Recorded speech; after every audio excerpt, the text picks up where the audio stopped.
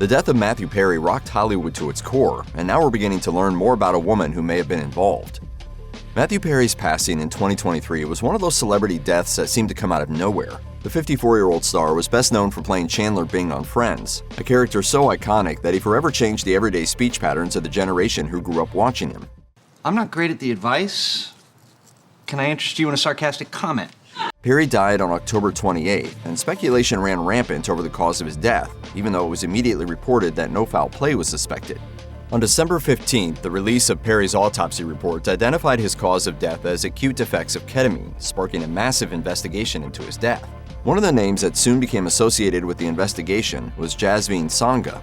Dubbed the Ketamine Queen by authorities, she was arrested in 2024 along with several others amid accusations that she had supplied Perry with the drugs that led to his death. As more information about Sangha was released, authorities began to paint a chilling picture of a sprawling underground network of drug suppliers.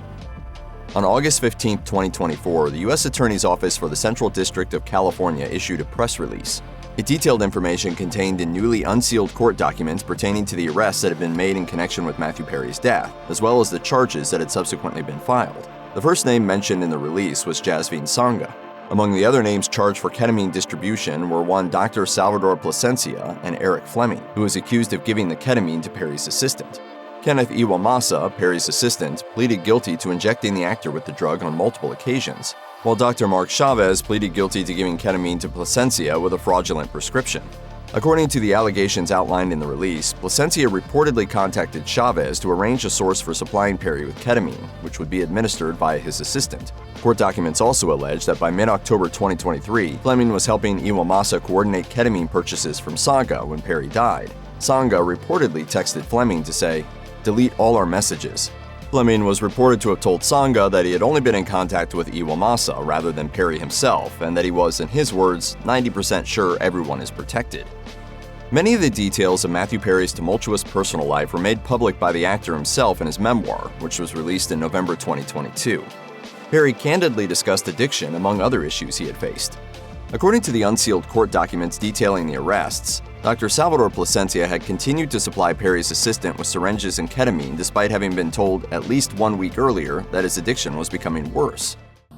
These defendants took advantage of Mr. Perry's addiction issues to enrich themselves. The official indictment against the 5 people charged in Perry's death details the language that Jasmine Sangha reportedly used in describing ketamine, which included Dr. Pepper, cans, and bots.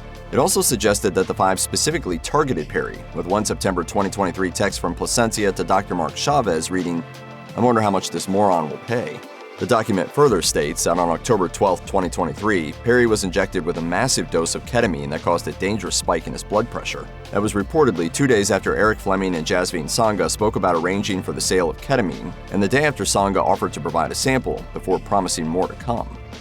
In an official indictment, authorities write that Eric Fleming was reported to have inquired about the quantity, quality, and availability of ketamine, to which Sangha responded with a guarantee that she only sold the highest quality narcotics. The following day, Fleming sent a screenshot to their conversation to Perry's assistant, Kenneth Iwamasa. Along with that came the message, "Just got this from my person. She only deals with high-end celebs. If it were not great stuff, she'd lose her business." Fleming was recorded as having promised Iwamasa that Sangha could fill an order for 25 vials of ketamine. Another purchase was initiated on October 23rd. Sangha even reportedly added a bonus of 2 ketamine lollipops to the order because it was so large. 2 days later, Sangha was said to have sent another message which read, "Please let me know if you think there will be another round. I'll have to know ahead of time." In an article by the New York Times covering the last days of Matthew Perry's life, it was reported that he had gone through proper channels in an attempt to undergo ketamine therapy under the guidance of certified medical professionals. However, when they refused to raise his dosage, he began looking into acquiring it in other ways. Kenneth Iwamasa stated that he went through Dr. Salvador Plasencia first, but when they determined that they needed an even larger supply, they turned to Fleming and Sangha. Federal prosecutors claim that Sangha had been connected to the drug trade for several years by this point. When Sangha was arrested and charged, some of the charges, including maintaining a drug-involved premises and possession with intent to distribute methamphetamine, were in relation to other drug-related discoveries. After Perry's death, federal agents raided Sangha's home in North Hollywood. During that search, they found what amounted to a drug-selling emporium. Officers recovered 79 vials of ketamine and around 3 pounds of other drugs, including methamphetamine, hallucinogenic mushrooms, and cocaine. According to the U.S. Attorney's Office indictment against Sangha, she was aware of the danger of ketamine, particularly when used in a setting that wasn't overseen by medical professionals. Authorities claim that she had been selling drugs since at least 2019, which was the same year that she was connected to the overdose death of Cody McLaury. Prosecutors in Perry's case publicized a text that one of McLaury's family members sent Sangha after his death. It read, "The ketamine you sold my brother killed him. It's listed as a cause of death." They went on to accuse Sangha of continuing to sell ketamine even though she knew the dangers. Among the evidence they brought to the table was a Google search that she had reportedly made after getting the text message. Documents say that she had searched, "Can ketamine be listed as a cause of death?" which was also included in the indictment against her. When Sangha was arrested in connection with Matthew Perry's death, the charges included the sale of 50 vials of ketamine that had been supplied to him over the course of just 2 weeks. Media outlets quickly reported that it was also likely further charges would be filed regarding the death of Cody McLaury. Although details were scarce, it was also revealed that Sangha had one previous arrest on her record. She had been arrested in the same district in the same year and charged with possession with intent to distribute methamphetamine. She was freed on bail. Aside from that, details on this federal case are scarce.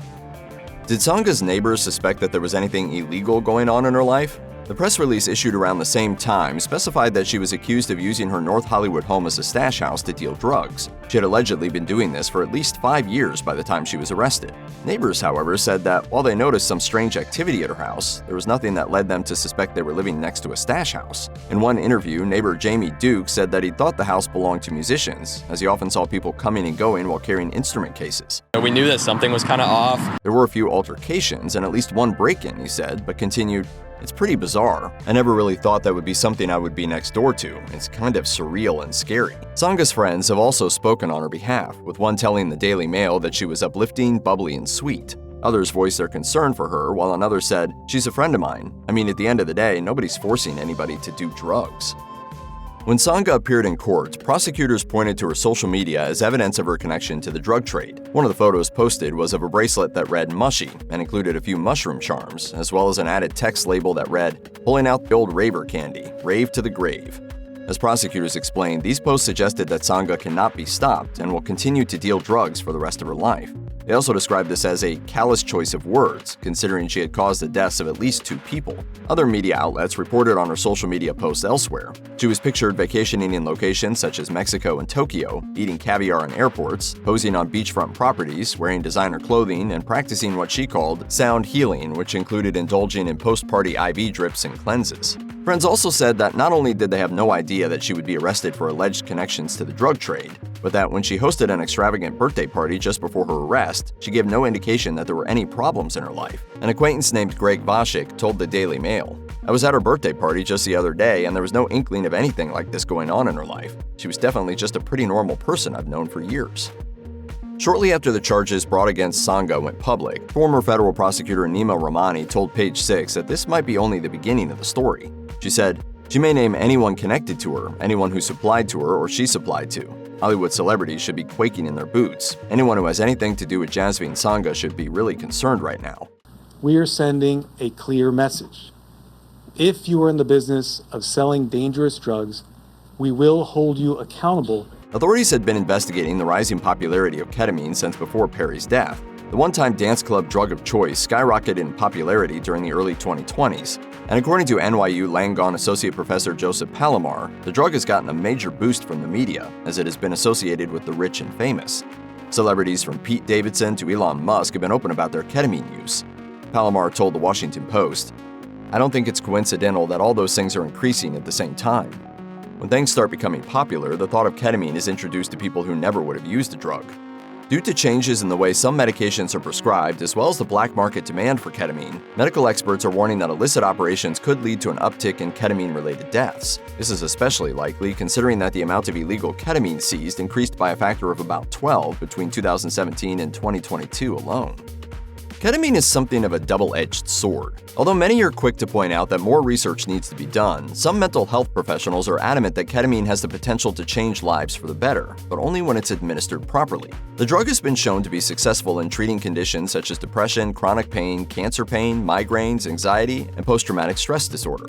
However, there's an increasing concern over the likelihood that it can be improperly used, abused, and even tainted, particularly with fentanyl. Yale School of Medicine psychiatry professor Dr. Gerard Sanacora told CNN, Ketamine is possibly the major advance in the area of psychiatry in the past 50 years, but it's not without risk. It's always been a balance. The reality is that it's an amazing treatment for many people, but we also know that it is a drug that people misuse and will abuse. Prosecutors describe Jasmine Sangha and the others charged in the ketamine-related death of Matthew Perry as being more interested in profiting off of Mr. Perry than caring for his well-being. Professionals worry that this case will set back the regulated use of ketamine.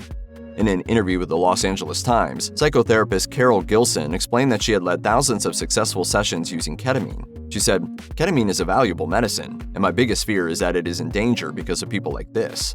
If you or anyone you know needs help with addiction issues, help is available. Visit the Substance Abuse and Mental Health Services Administration website or contact SAMHSA's National Helpline at 1-800-662-HELP 4357.